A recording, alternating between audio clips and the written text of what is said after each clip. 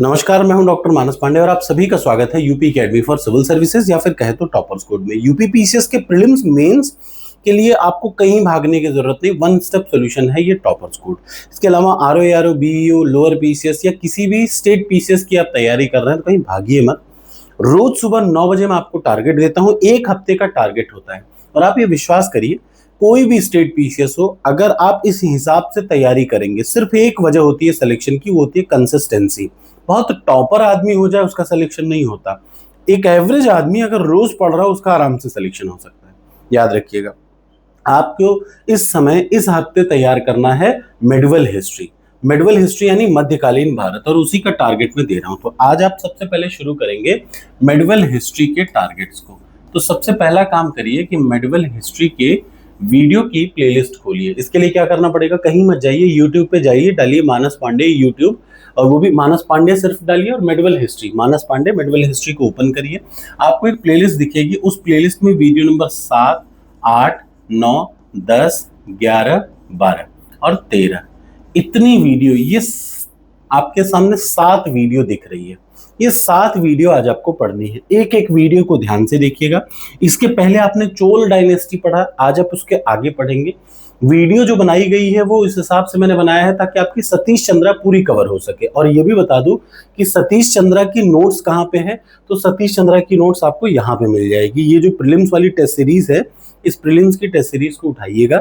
जब आप वीडियो देख रहे होंगे तो उसके साथ के लिए, जैसे आपने वीडियो देखा, साथ में आपको कुछ नोट्स भी चाहिए पढ़ने के लिए, तो यहाँ पे देख लीजिए क्लास नोट्स। आप जब उठा लेंगे तो क्लास नोट्स में नीचे स्क्रॉल करके आप देखेंगे मेडिवल हिस्ट्री नोट्स, हिंदी और इंग्लिश में। ये एग्जैक्टली इसी की नोट्स है, एक एक टॉपिक बाय टॉपिक नोट्स पड़ी हुई है, मेरी खुद की सतीश चंद्रा की नोट्स है।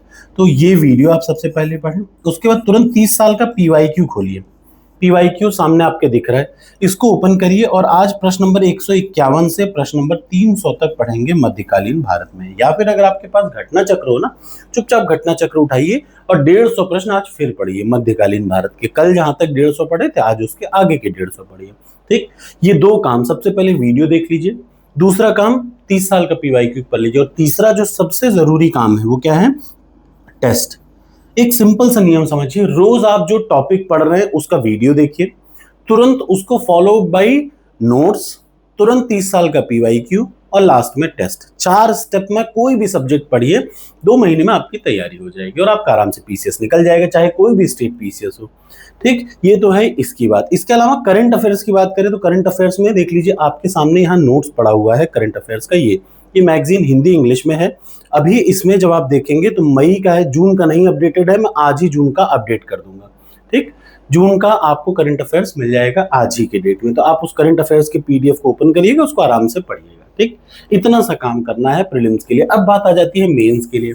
आप में से कुछ लोग घबरा रहे होंगे कि सर ये बताइए, क्या प्रीलिम्स के बाद मेंस की तैयारी नहीं हो सकती? हो सकती है, लेकिन रेयर ऐसे बच्चे होते हैं जो बहुत तेज रहते हैं, वो कर लेते हैं। हर आम आदमी नहीं कर सकता। इसलिए कुछ सब्जेक्ट अगर आप 5 घंटा प्रीलिम्स 4 घंटा पढ़ सकते हैं, तो आधा घंटा मेंस पढ़ने में कोई बुराई नहीं डेली। याद रखिए, प्रीलिम्स से पहले पहले तक कुछ सब्जेक्ट जरूर, जैसे इस समय जीएस पेपर 1 में कह रहा हूं, तो आप उसको क्लियर कर लीजिए। कल मैंने आपको बोला था silent features of Indian society and culture, ये मैंने कल आपको पढ़ने को कहा था। अगर आपको थोड़ा भी याद हो तो आपने आज और कल और आज में उसको जरूर पढ़ लिया होगा। ठीक, अब जरा सा एक काम करना है आपको, आज एक प्रश्न का उत्तर देना है। ठीक, ये प्रश्न है आपके सामने, इधर देख लीजिए।